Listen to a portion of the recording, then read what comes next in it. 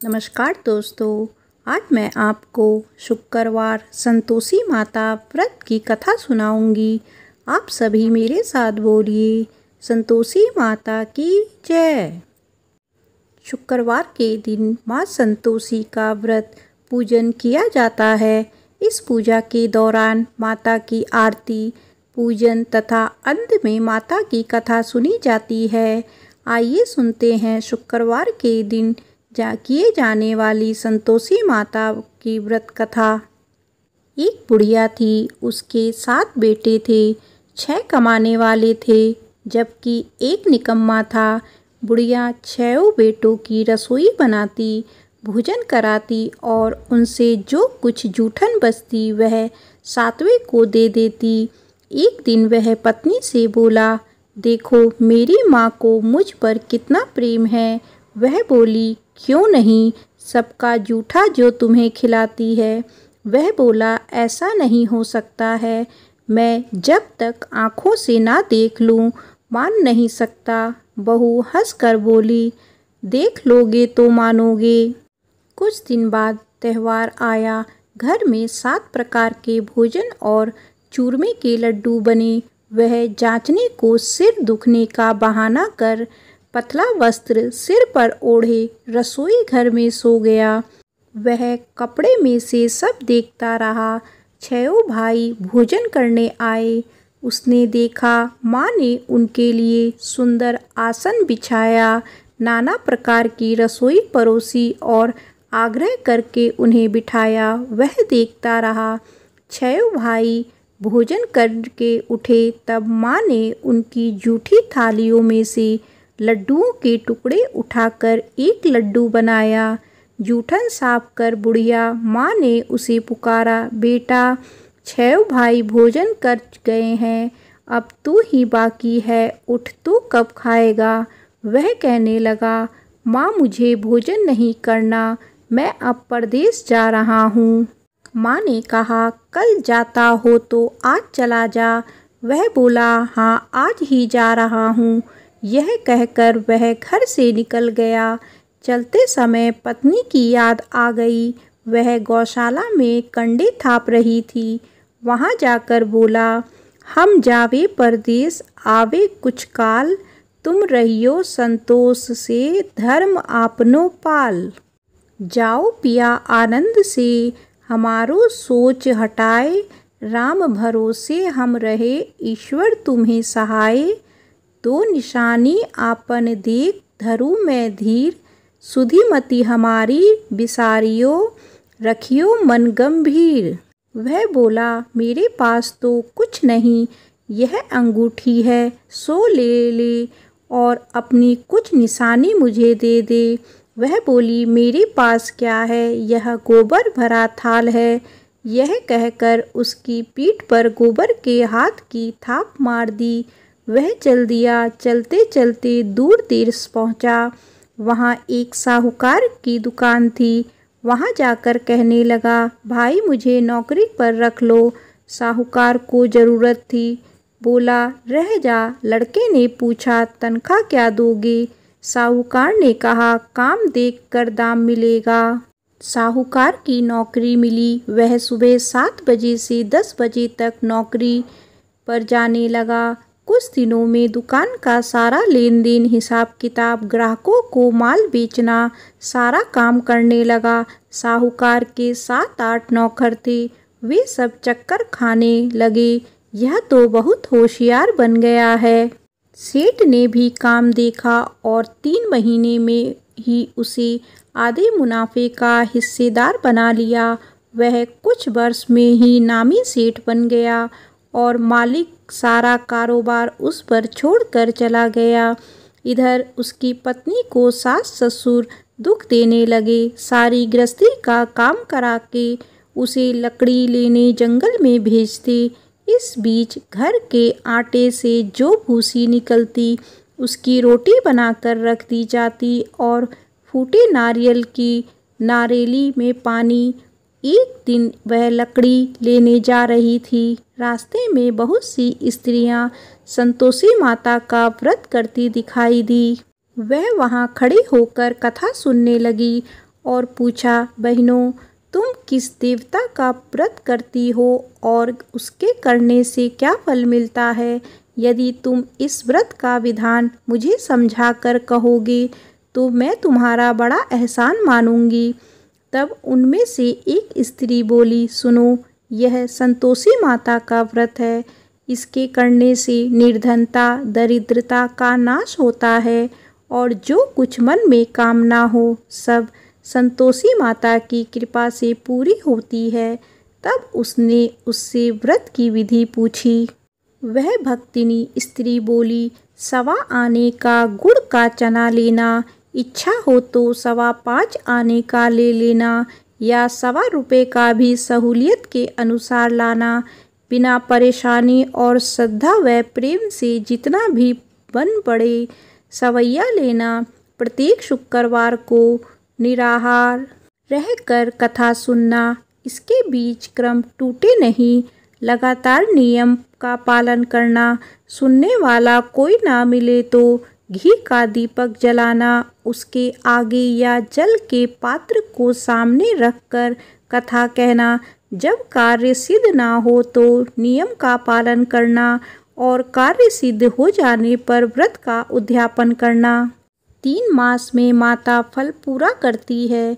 यदि किसी के ग्रह खोटे भी हों तो भी माता वर्ष भर में कार्य सिद्ध करती है।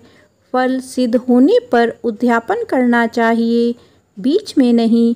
उद्यापन में 2.5 सेर आटे का खाजा तथा इसी परिणाम से खीर तथा चने का साग करना।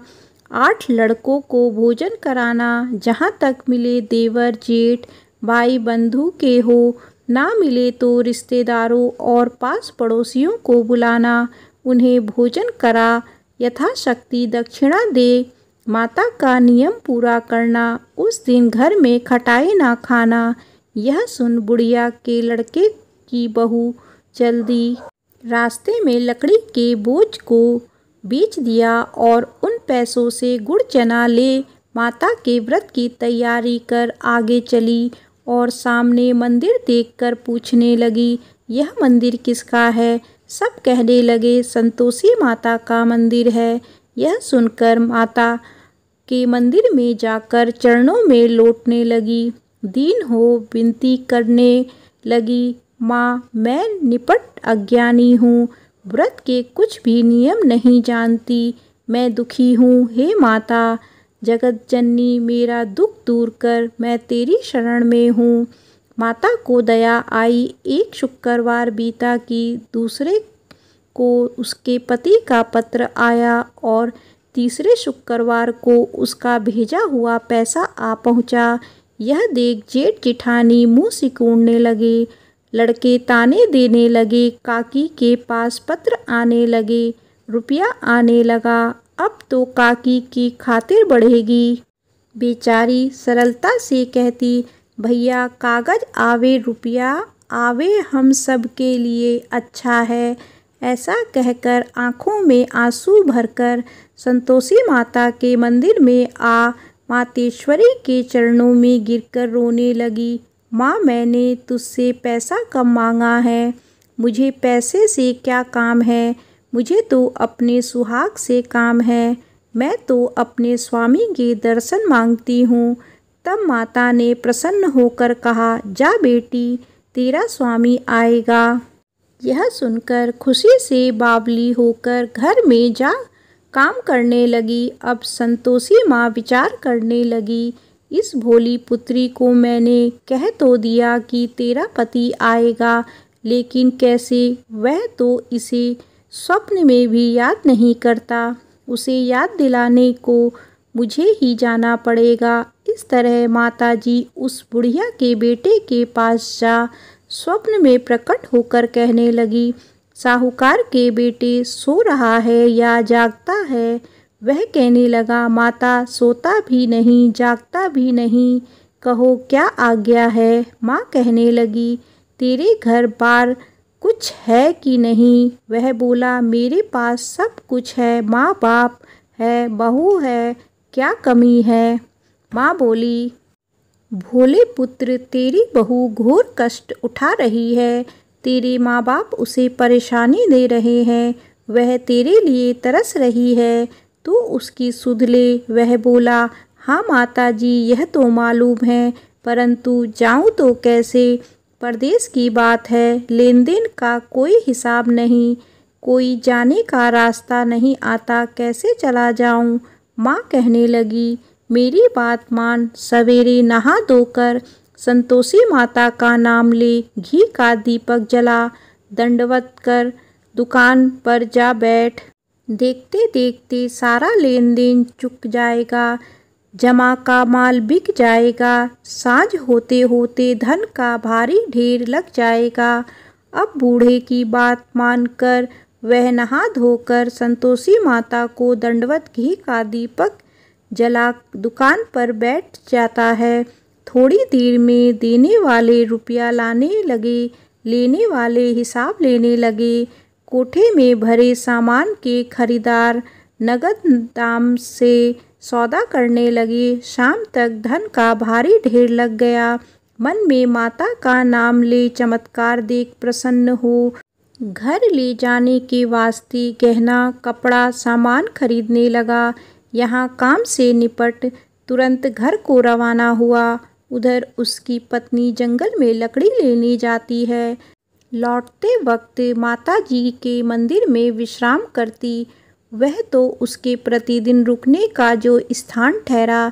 धूल उड़ती देख वह माता से पूछती है, हे माता, यह धूल कैसे उड़ रही है? माता कहती है, हे पुत्री, तेरा पति आ रहा है। अब तू ऐसा कर, लकड़ियों के 3 बोझ बना ले, एक नदी के किनारे रख और दूसरा मेरे मंदिर पर व तीसरा अपने सिर पर। तेरे पति को लकड़ियों का गट्ठर देख मोह पैदा होगा। वह यहाँ रुकेगा, नाश्ता पानी खाकर माँ से मिलने जाएगा। तब तू लकड़ियों का बोझ उठाकर जाना और चौक में गट्ठर डालकर जोर से आवाज़ लगाना, लो सासू जी, लकड़ियों का गट्ठर लो, भूसी की रोटी दो, नारियल के खेपड़े में पानी दो, आज मेहमान कौन आया है?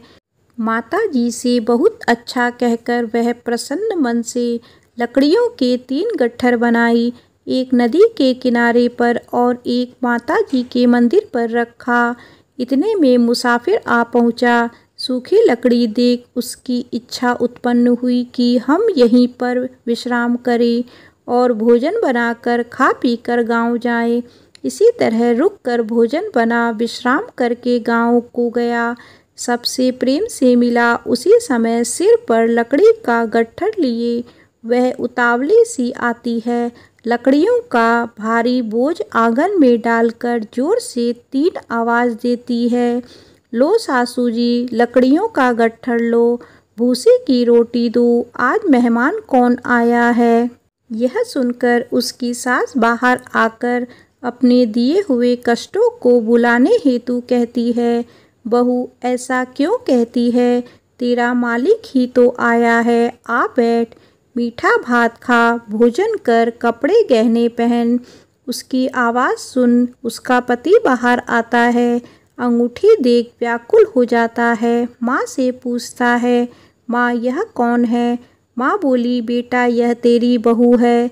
जब से तू गया है तब से सारे गांव में भटकती फिरती है, घर का काम काज कुछ करती नहीं, 4 पहर आकर खा जाती है। वह बोला, ठीक है माँ, मैंने इसे भी देखा और तुम्हें भी।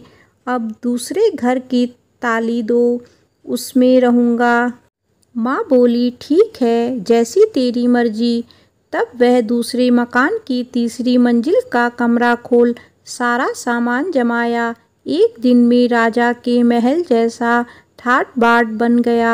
अब क्या था, बहू सुख भोगने लगी। इतने में शुक्रवार आया। उसने पति से कहा, मुझे संतोषी माता के व्रत का उद्यापन करना है। पति बोला, खुशी से कर लो। वह उद्यापन की तैयारी करने लगी। जिठानी के लड़कों को भोजन के लिए कहने गई। उन्होंने मंजूर किया, परंतु पीछे से जिठानी ने अपने बच्चों को सिखाया, देखो भोजन के समय खटाई मांगना, जिससे उसका उद्यापन पूरा ना हो। लड़के जिमने आए खीर खाना पेट भर खाया, परंतु बाद में खाते ही कहने लगे, हमें खटाई दो, खीर खाना हमको नहीं भाता, देखकर अरुचि होती है। वह कहने लगी, भाई खटाई किसी को नहीं दी जाएगी, यह तो संतोषी माता का प्रसाद है। लड़के उठ खड़े हुए बोले, पैसा लाओ। बोली बहू कुछ जानती नहीं थी, उन्हें पैसा दे दिए। लड़के उसी समय हट करके इमली खटाई ले खाने लगे। यह देख बहू पर माताजी ने कोप किया। राजा के दूत उसके पति को पकड़ ले गए। जेठ जिठानी मन मानने वचन कहने लगे, लूट लूट कर धन इकट्ठा कर लाया है, अब सब मालूम पड़ जाएगा जब जेल की मार खाएगा। बहू से यह सहन नहीं हुआ। रोती हुई माताजी के मंदिर में गई, कहने लगी, हे माता तुमने क्या किया? हंसाकर अब भक्तों को रुलाने लगी।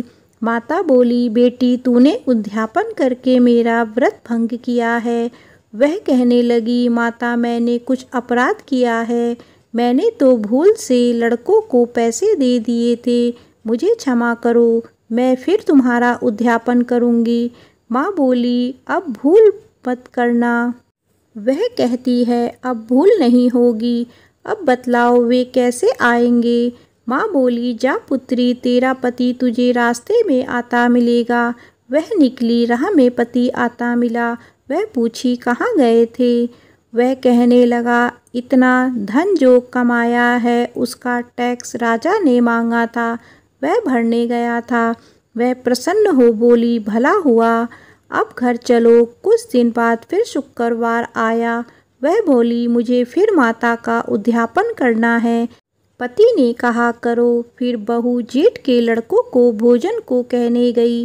जेठानी ने एक दो बातें सुनाई और सब लड़कों को सिखाने लगी, तुम सब लोग पहले ही खटाई मांगना। लड़के भोजन से पहले कहने लगे, हमें खीर नहीं खानी, हमारा जी बिगड़ता है, कुछ खटाई खाने को दो। वह बोली, खटाई किसी को नहीं मिलेगी, आना हो तो आओ। वह ब्राह्मण के लड़के लाकर भोजन कराने लगी। यथाशक्ति दक्षिणा की जगह एक एक फल उन्हें दिया। संतोषी माता प्रसन्न हुई।